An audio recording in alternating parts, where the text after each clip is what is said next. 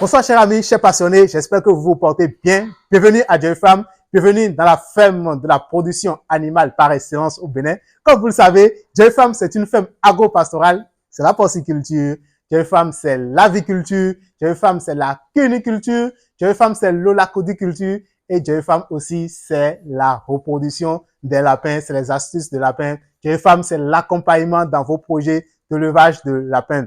Et donc, lorsque vous avez un projet de ferme, qu'est-ce que Joy Farm peut vous apporter? C'est très important parce qu'une ferme, c'est tout un ensemble, c'est un environnement, c'est un écosystème. Et quand ce n'est pas respecté, ça ne peut jamais marcher. Lorsque vous ne mettez pas chaque chose à sa place, vous allez remarquer que vous aurez un problème d'habitation, de cohabitation et d'environnement, d'écosystème. Et quel que soit ce que vous allez faire, ça ne portera pas. Parce qu'une ferme, c'est beaucoup de normes à respecter. Donc, lorsque vous venez vers Joy Farm avec votre idée, qu'est-ce qu'on fait? On s'assoit, on discute ensemble et on vous dira au Bénin, en Afrique, quels sont les élevages qui marchent. Parce qu'une chose est de produire, une chose est que ça marche, une chose est de vendre. Donc là, vous allez vite vendre. Nous allons discuter ensemble des élevages qui vont vous permettre de vite avoir des retours sur investissement. Et lorsque ça c'est décidé, nous allons maintenant à la visite des sites que vous avez choisis. Aussi, il faut savoir que l'accompagnement commence depuis le début, depuis le choix de votre site d'élevage.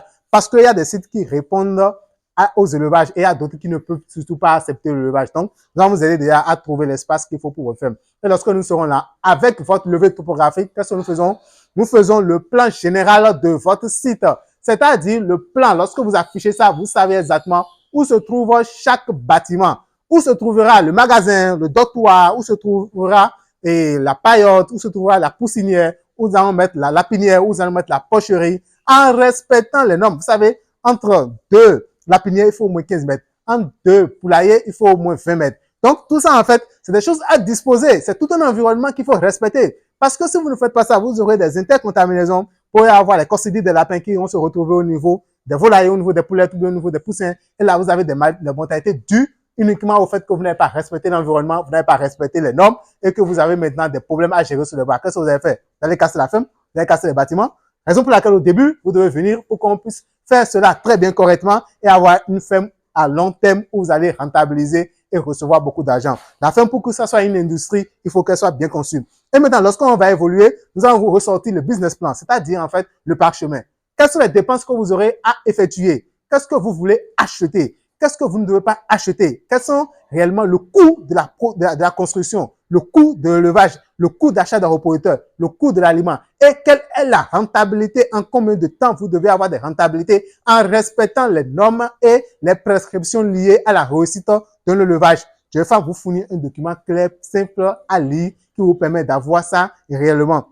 Maintenant, lorsque vous avez ça, en fonction de vos objectifs, nous avons les équipes de Joy Farm qui sont sur le terrain, les équipes d'ingénieurs, les équipes d'ouvriers, que ce soit les maçons, les ferrailleurs, qui maîtrisent car ils nous ont accompagnés pour construire assez de fermes et ils savent aujourd'hui comment est-ce qu'il faut poser les choses. Bien sûr, il y a l'accompagnement de Joy Farm qui est toujours derrière pour orienter, pour montrer, pour donner les normes, les mesures, mais eux, ayant déjà construit beaucoup de fois, ils savent comment faire pour pouvoir vous ressortir, pour faire sortir du terre des bâtiments qui répondent aux normes, qui permettent d'avoir des fermes dignes du nom et qui vous permettent maintenant aux animaux d'être dans de très bonnes conditions pour pouvoir donner les résultats qu'on attend d'eux. Ne demandez pas à un animal qui a constamment chaud, qui a tout le temps chaud, de vous donner les résultats que vous cherchez. Un lapin qui est toujours sur une chaleur ardente ne va pas tout le temps avoir, ou bien va avoir rarement des chaleurs, et donc vous allez avoir moins de l'apéro, vous allez avoir plus de mortalité. Alors que c'est le bâtiment qui détermine en fait l'environnement. C'est très important, je voulais mettre un accent particulier sur ça avant d'aborder mon sujet qui me tenait particulièrement à cœur aujourd'hui. Il s'agit de comment faire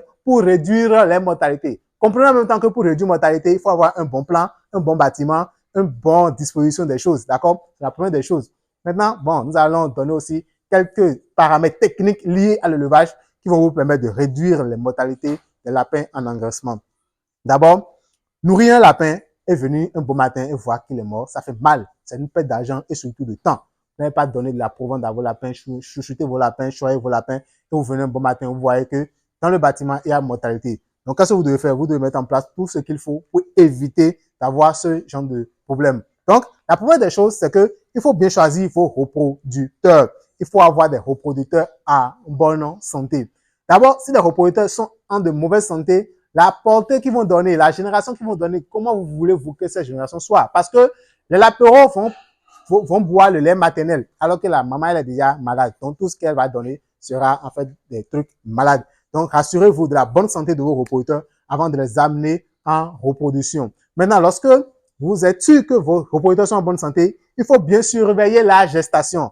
Lorsque ma lapine est en gestation, il y a des apports de nutriments que je dois faire. D'accord? Vous devez maîtriser la prophylaxie d'une lapine en gestation. Venez en formation à Joy Farm. Nous allons vous montrer réellement quels sont les apports que vous devez faire à une lapine, à quel moment vous devez apporter telle chose, le calcium, la vitamine, quelles que soient les choses.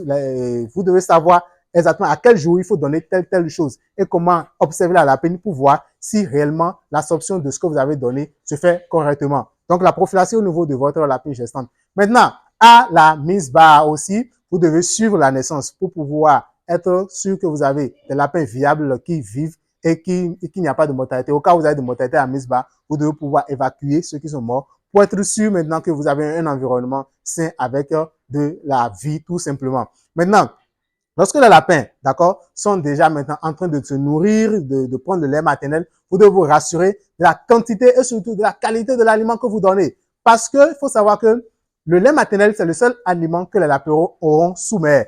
Donc, dans ce lait maternel, il doit avoir tout ce qu'il y a comme nutriments, surtout aussi le calcium pour pouvoir se développer correctement. Et donc, il doit aussi puiser ce qu'on appelle les anticorps. Les anticorps, n'oublions pas, c'est ça qui va permettre aux lapins de bien faire face aux agressions microbiennes, aux maladies quand ils seront en engraissement ou bien tout au long de leur vie. Donc, ils doivent bénéficier totalement de tous ces anticorps maternels. Donc, la mère, elle doit être bien nourrie pour pouvoir bien fournir le lait à sa portée. Et aussi contrôler la tétée au niveau des lapéraux. Parce que plus vite les lapéraux vont grandir, plus vite ils vont avoir le poids, moins ils seront donc fragiles. Donc, pour cela, n'oubliez pas qu'une lapine produit environ jusqu'à 7 litres de lait par portée. Attention, ça dépend des facteurs de race, d'environnement, d'aliments surtout. Mais elle peut produire jusqu'à 7 litres de lait. Et donc, ces 7 litres doivent bénéficier aux lapéraux. Donc, vous allez voir à chaque fois quelle est la croissance des lapéraux. Quelle est la croissance des lapéraux. Et aussi, faites attention maintenant à la qualité de l'aliment que les lapéraux commencent par consommer lorsqu'ils sont maintenant capables de manger. C'est important. Donc, rassurez-vous de la qualité surtout de l'aliment maternel que vous donnez. L'autre chose que vous devez prendre en compte maintenant, c'est au sevrage. D'accord? Lorsque nous sommes au sevrage, il y a 2 facteurs que vous devez réellement prendre en compte. Les 2 facteurs que vous devez prendre en compte, c'est l'âge et le poids. Sevrez vos lapéraux à 35 jours minimum. D'accord? Le sevrage à 28 jours est possible parce que le lapin, on peut le sevrer à 28 jours. Mais n'oubliez pas qu'il faut que le lapin soit totalement indépendant lorsque vous voulez sevrer vos lapéraux. Et si vous faites le sevrage en deçà de 35 jours, si les lapéraux ne sont pas totalement indépendants, vous allez avoir beaucoup de difficultés en engraissement, des mortalités inexpliquées. L'autre chose aussi, c'est de vous rassurer du poids de vos lapéraux au sevrage. Au moins 800 grammes tout au moins. C'est que quand vous êtes médiocre, si vous n'avez rien fait, soyez sûr que vos lapéraux ont au moins 800 grammes avant de les sevrer. Sinon ça, vous allez avoir beaucoup de difficultés lorsque vous êtes en engraissement. Donc, voilà une partie des causes des mortalités en engraissement. Dans une vidéo qui vient, nous allons encore redévelopper correctement le problème de... Nous allons redévelopper correctement, en fait, d'autres phases de la chose pour pouvoir vous aider à mieux éviter les mortalités au niveau des lapins lorsqu'ils sont en engraissement. Je vous remercie d'avoir regardé la vidéo. N'hésitez pas à partager, à liker pour faire grandir la communauté et aider beaucoup de gens à voir en fait l'importance de se lancer dans les lapins et éviter les mortalités. Je vous remercie.